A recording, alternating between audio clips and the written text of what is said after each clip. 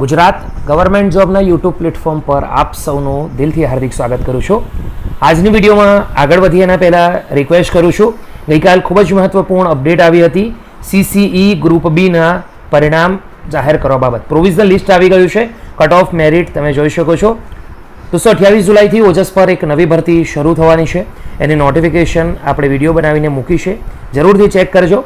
CCE group B અને CCE group એ વાત કરી લઈએ દિવ્યાંગ ખાસ ભરતી ઝુંબેશ અંતર્ગત, જેના કોલ લેટર ડાઉનલોડ કરવા માટેની અગત્યની સૂચના આવી છે. પરીક્ષાની તારીખ, સંપૂર્ણ માહિતી અવેલેબલ છે.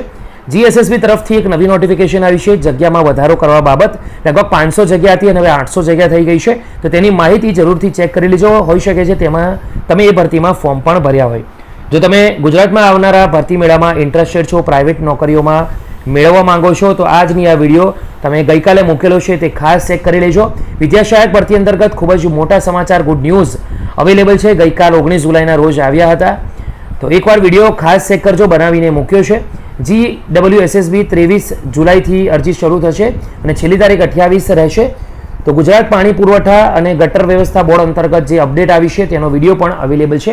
બિન અનામત કેટેગરીના જે ઉમેદવારો છે તેમને ₹20,000ની સહાય મળશે આગળ ભણવા માટે અને કોચિંગ માટે, એટલે કે સ્પર્ધાત્મક પરીક્ષાની તૈયારી માટે. તો વિડીયો ખાસ ચેક કરી લેવા વિનંતી. તો આગળ વધીશું દોસ્તો. આજની વિડીયોમાં પ્રફુલ્લ પાનસેરિયા તરફથી ગઈકાલ એક મહત્વપૂર્ણ ટ્વીટ કરવામાં આવી હતી શિક્ષક ભરતીના રિલેટેડ. જે ટ્વીટ કરવામાં આવી હતી એમાં પ્રથમ ટ્વીટ હતી બિન સરકારી અનુદાનિત માધ્યમિક શાળાઓની.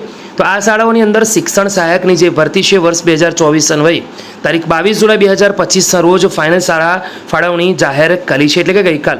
તો સંબંધિત ઉમેદવારો 22 જુલાઈથી 28 જુલાઈ સુધીમાં શાળા ફાળવણી પત્ર ડાઉનલોડ કરી લેવા વિનંતી. તો આ એક ગુડ ન્યૂઝ છે.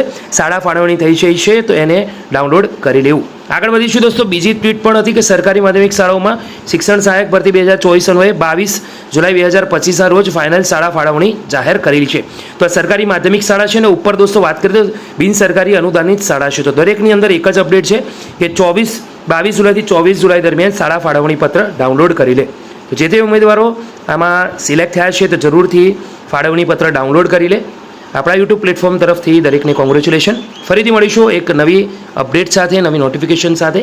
ત્યાં સુધી